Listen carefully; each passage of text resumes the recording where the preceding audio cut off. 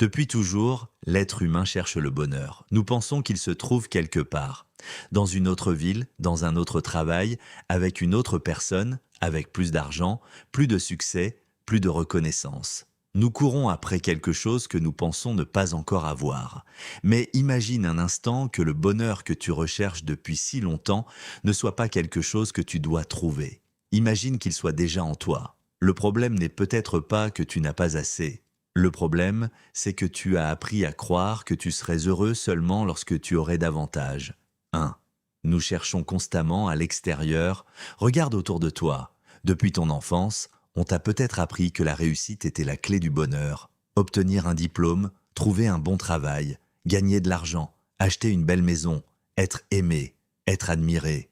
Alors tu avances, tu atteins un objectif, puis immédiatement, un autre apparaît. Tu obtiens ce que tu voulais depuis des années, mais après quelques jours, quelques semaines ou quelques mois, cette satisfaction disparaît. Et tu recommences à chercher. Pourquoi? Parce que les choses extérieures peuvent nous apporter du plaisir, mais elles ne peuvent pas construire durablement notre paix intérieure. Tu peux posséder une fortune et être malheureux.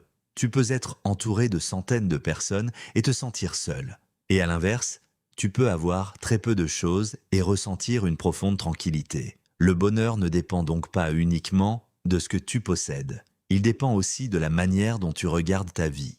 2. Ce que les stoïciens avaient compris. Les anciens philosophes stoïciens avaient compris une vérité essentielle. Tu ne contrôles pas tout ce qui arrive dans ta vie. Tu ne contrôles pas les opinions des autres. Tu ne contrôles pas le passé. Tu ne contrôles pas toujours ce qui va arriver demain.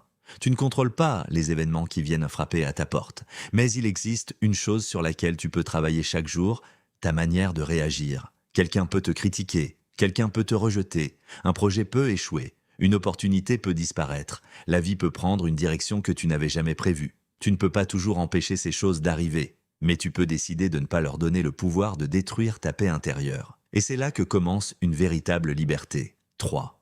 Le bonheur ne signifie pas avoir une vie parfaite. Beaucoup de personnes attendent que leur vie devienne parfaite avant de s'autoriser à être heureuses. Elles pensent, quand j'aurai réglé ce problème, je serai heureux. Quand j'aurai plus d'argent, je serai heureux. Quand je rencontrerai la bonne personne, je serai heureux. Quand tout ira bien, je pourrai enfin être en paix. Mais la vie ne sera jamais parfaitement calme.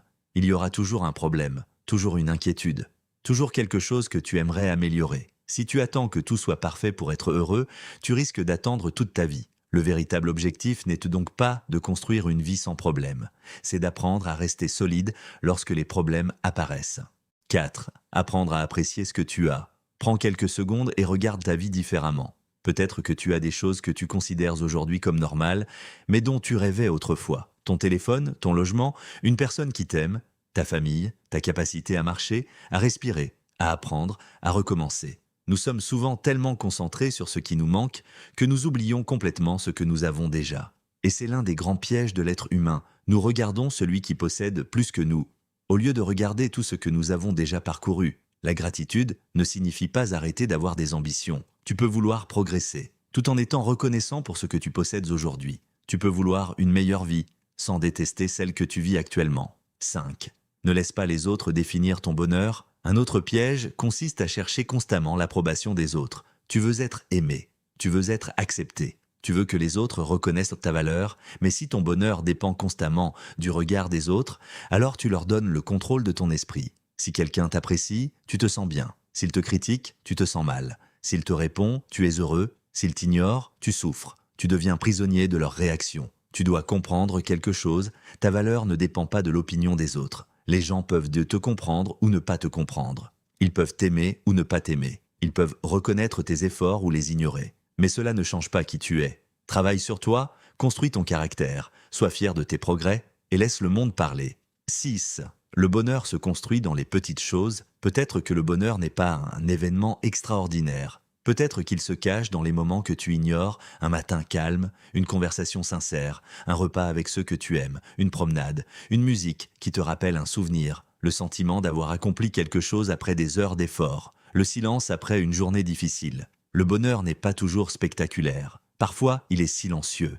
Et parce qu'il est silencieux, nous ne le remarquons pas. Nous cherchons une explosion de joie, alors que la véritable paix ressemble parfois simplement à un esprit qui n'est plus en guerre contre lui-même.